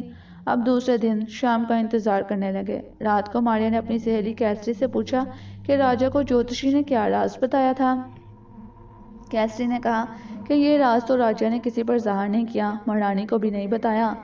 ماریا نے کوئی خیال نہ کیا۔ دوسرے دن شام کے وقت راجا کے چاروں ہٹے کٹے جاسوس گھوڑوں پر سوار ہو کر جوتشی کے ساتھ شہر کے جنوبی دروازے کے قریب پہنچ کر چھپ گئے۔ جب شام کے سائے بڑھنے لگے تو کھیتوں اور درختوں میں سے نکل کر ناگ نمودار ہوا۔ وہ گھوڑے پر سوار تھا۔ اسے شہر کی جانب سے ماریا کی ہلکی ہلکی خوشبو آ رہی تھی۔ وہ بڑا خوش تھا کہ اسے ماریا کا سراغ آخرکار مل ہی گیا۔ جو ہی وہ شہر کے دروازے میں داخل ہوا تو 4 گھوڑے سامنے آ گئے۔ ان کو شاہی جوتشی نے بھیجا تھا، کیونکہ جوتشی نے ناگ کو پہچان لیا تھا کہ یہی تو سانولے رنگ اور گنگریالے بالوں والا نوجوان ہے جس کی طرف زائچے نے اشارہ کیا تھا۔ ناگ نے گھوڑے کو روک لیا اور پوچھا، تم لوگ کون ہو؟ جاسوس گھڑ سوار نے بڑی نرم آواز میں کہا، پیارے بھائی، ہمیں مہاراجہ راجہ بھیمیار کی طرف سے حکم دیا گیا ہے کہ آج کے دن شام کو جو مسافر بھی شہر میں داخل ہو اسے بڑی عزت کے ساتھ شاہی محل میں لایا جائے۔ ہم تمہارا سواگت کرتے ہیں، ہمارے ساتھ شاہی محل چلو اور شاہی مہمان بن کر رہو۔ ناگ بڑا خوش ہوا، وہ ان کے ساتھ چل پڑا۔ شہر میں داخل ہوئے تو ایک طرف ویران جگہ پر درختوں کے نیچے چشمہ بہہ رہا تھا۔ ایک جاسوس نے کہا، پیارے بھائی، بہتر ہے کہ شاہی محل میں داخل ہونے سے پہلے تم اس چشمے پر غسل کر لو، کیونکہ کوئی بھی شخص غسل کیے بغیر شاہی محل میں داخل نہیں ہو سکتا۔ ناگ نے کہا، یہ تو بڑی اچھی بات ہے، میں بھی سفر کرتے کرتے تھک گیا ہوں اور گرد جم گئی ہے۔ چاروں جاسوس ناگ کو لے کر چشمے کی طرف چلے گئے۔ ناگ آگے آگے تھا۔ جب وہ درختوں کے درمیان پہنچا تو اچانک اس نے تلوار کے نیام سے نکلنے کی آواز سنی۔ ایک سیکنڈ میں ناگ نے پلٹ کر دیکھا تو ایک گھڑ سوار ناگ پر تلوار سے حملہ کرنے ہی والا تھا۔ ناگ گھوڑے پر سے چھلانگ لگا کر کود گیا اور نیچے گرتے ہی اس نے سانس کھینچا اور سانپ بن کر گھاس میں بھاگ گیا۔ چاروں جاسوس گھڑ سوار حیران ہو کر ایک دوسرے کا منہ تکنے لگے کہ یہ نوجوان کہاں غائب ہو گیا ہے۔ وہ سمجھ رہے تھے کہ یہ ضرور کوئی جن بھوت تھا اور اب ہمیں زندہ نہیں چھوڑے گا۔ وہ گھوڑوں کو بھگاتے ہوئے محل کی طرف دوڑے گئے۔ شاہی محل کے دروازے پر جوتشی ان کا انتظار کر رہا تھا۔ کیا اس نوجوان کا کام تمام کر دیا؟ جوتشی نے پوچھا۔ گھڑ سواروں نے ساری بات بیان کر دی۔ شاہی جوتشی بے حد فکر مند ہوا۔ اس نے کہا کہ کسی کو نہ بتانا، میں مہاراج کے پاس جا رہا ہوں۔ جب مہاراج راجہ بھیمیار نے سنا کہ اس کا قاتل بچ کر نکل گیا ہے تو وہ تو بڑا پریشان ہوا۔ اس نے کہا، شاستری جی، کوئی طریقہ نکالیں، اگر میں قتل ہو گیا تو آپ بھی شاہی جوتشی نہیں رہیں گے، وہ نوجوان آپ کو بھی زندہ نہیں چھوڑے گا۔ شاہی جوتشی نے کہا، مہاراج، میں جانتا ہوں کہ یہ میری زندگی کا بھی سوال ہے، میں کچھ کرتا ہوں۔ شاہی جوتشی اسی وقت محل کے ایک خاص کمرے میں چلا گیا۔ یہاں دیوی دیوتاؤں کی مورتیاں لگی تھیں۔ جوتشی نے کنڈ میں آگ جلائی اور منتر پڑھنے شروع کر دیے۔ اس کے پاس ہی راجہ بیٹھا تھا، ان دونوں کے سوا وہاں کوئی نہیں تھا۔ ہون کرنے کے بعد جوتشی نے تانبے کی ایک سلیٹ زور سے زمین پر ماری اور آنکھیں بند کر اونچی آواز میں منتر پڑھنے لگا۔ چند منٹ کے بعد جوتشی نے تانبے کی سلیٹ اٹھا کر دیکھی تو اس پر سنسکرت میں کچھ اشارے لکھے ہوئے تھے۔ شاہی جوتشی نے ان کو پڑھا تو دنگ رہ گیا۔ راجہ نے پوچھا، کیا بات ہے شاستری جی، آپ پریشان دکھائی دیتے ہیں؟ شاہی جوتشی بولا، مہاراج، یہ تانبے کی پتھری مجھے بتا رہی ہے کہ جو عورت آپ کے محل میں راجکماری پشپا بن کر آئی ہے وہ آپ کی بیٹی نہیں ہے۔ راجہ تو بڑا حیران ہو کر جوتشی کا منہ تکنے لگا۔ یہ آپ کیا کہہ رہے ہیں شاستری جی؟ اگر یہ پشپا میری بیٹی نہیں تو میری بیٹی کہاں ہے؟ شاہی جوتشی تانبے کی سلیٹ پر رکھے ہوئے اشارے پڑھ کر بولا، مہاراج، یہ پتھری مجھے بتا رہی ہے کہ آپ کی اصلی بیٹی راجکماری پشپا جنگل میں راستہ بھول کر ایک غار میں پناہ لیے ہوئے ہے، اور یہ لڑکی اس نوجوان کی ساتھی ہے جو آپ کا قاتل بن کر راجدھانی میں داخل ہوا ہے۔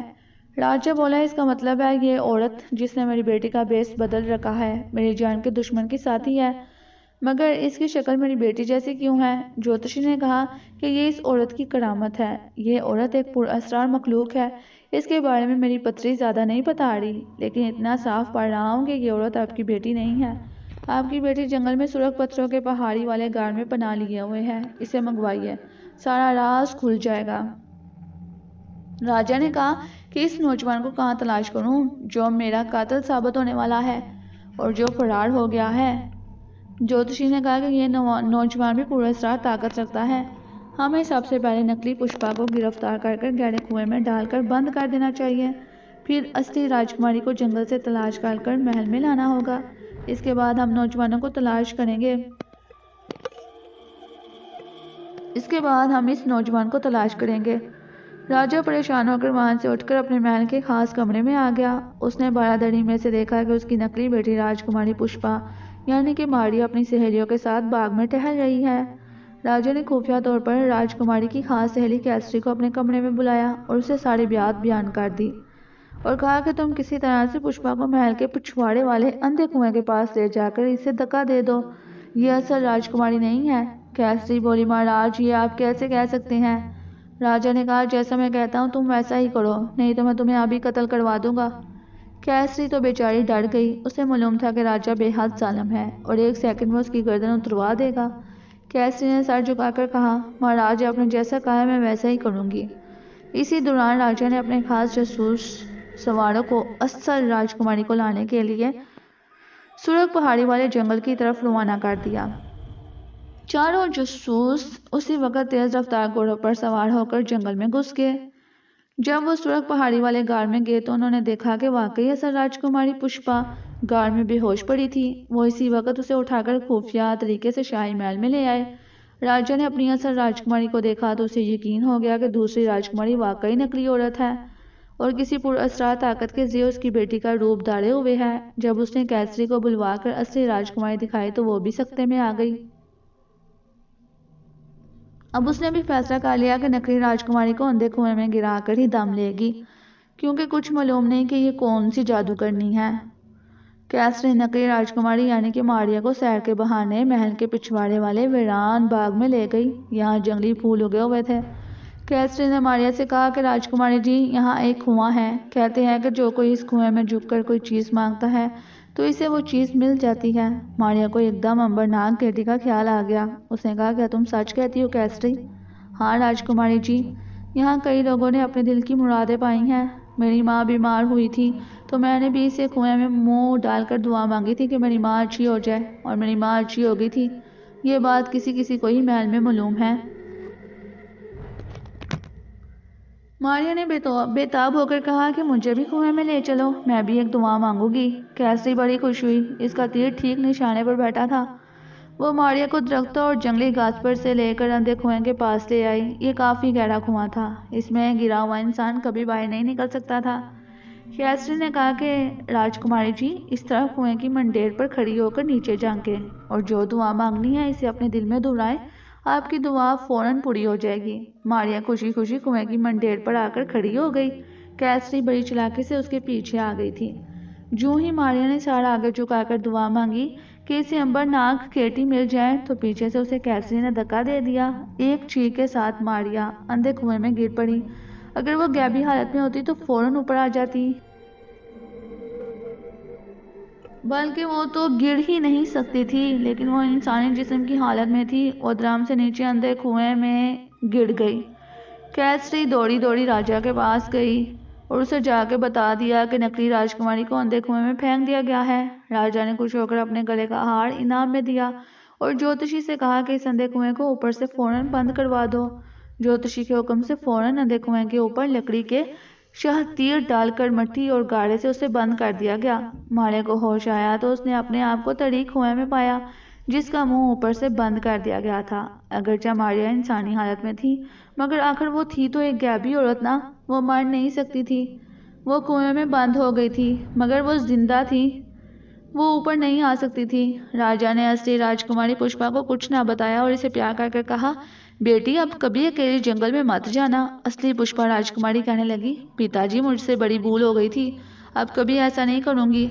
راجا اب شاہی جوتشی کی طرف گیا اور اس سے پوچھا کہ نکلی پشپا تو اندھے کنویں میں ہے، اپنے آپ مر جائے گی، اب یہ بتاؤ کہ میں اپنے قاتل کو کہاں تلاش کروں، حساب لگاؤ اور بتاؤ کہ وہ اس وقت کہاں ہے۔ جوتشی نے فوراً پھوتی کھول کر حساب لگایا اور راجا سے کہا مہاراج ہم سے چوک ہو گئی ہے، وہ فرار ہو گیا ہے۔ اب میرا حساب صرف اتنا بتا رہا ہے کہ وہ پراسرار نوجوان اسی شہر کے ارد گرد کہیں موجود ہے۔ میں آج رات ایک بار پھر سے ہون کر کر منتر پڑھوں گا اور معلوم کروں گا کہ یہ پراسرار نوجوان آپ کا دشمن ٹھیک کس مقام پر ہے۔ شاہی جوتشی نے ایک بار پھر سے منتروں والے ہون کی تیاری شروع کر دی۔ دوسری طرف ناگ سام کی شکل میں جب گھاس میں گھسا تو آگے نکل گیا، کیونکہ اسے خطرہ تھا کہ گھڑ سواروں کے پاس تلواریں ہیں، وہ اسے نقصان نہ پہنچا دیں۔ کافی آگے جا کر وہ سیاہ عقاب بن کر پھڑ پھڑاتا ہوا اڑ گیا۔ درختوں کے اوپر جا کر اس نے دیکھا کہ چاروں گھڑ سوار شاہی محل کی طرف دوڑے جا رہے تھے۔ ناگ نے سوچا کہ یہ لوگ اسے قتل کیوں کرنا چاہتے تھے۔ ناگ کو ماریا کی خوشبو بہت ہلکی ہلکی آ رہی تھی۔ اس نے شاہی محل کے اوپر ایک چکر لگایا، اس نے ماریا کی خوشبو ویسی ہی ہلکی ہلکی آ رہی تھی۔ ناگ کو خیال آیا کہ ماریا کو شہر کی چار دیواری کے باہر جو کھیت اور درختوں کے جھنڈ میں دیہاتی آبادی ہے وہاں تلاش کرنا چاہیے۔ کافی دیر اڑنے کے بعد ناگ واپس محل کے اوپر آیا تو ابھی سے ماریا کی خوشبو بالکل نہیں آ رہی تھی، کیونکہ اس وقت تو ماریا کو اندھے کنویں میں دھکیل دیا گیا تھا اور کنویں کو اوپر سے بند کر دیا گیا تھا۔ اب آگے کیا ہوا یہ جاننے کے لیے اگلی قسط میں آپ سنیں گے خطرناک تجربہ، پھر انشاءاللہ اس قسط کا انتظار کریں۔ ملتے ہیں پھر انشاءاللہ نیکسٹ ایپیسوڈ کے ساتھ۔ اگر میرے پیارے ویورز آپ کو یہ ویڈیو پسند آئی ہے تو اس کو لائک کریں، اور اگر آپ میرے چینل پر نیو ہیں تو اس چینل کو سبسکرائب کریں اور اس کے ساتھ بیل آئیکن کو پریس کریں۔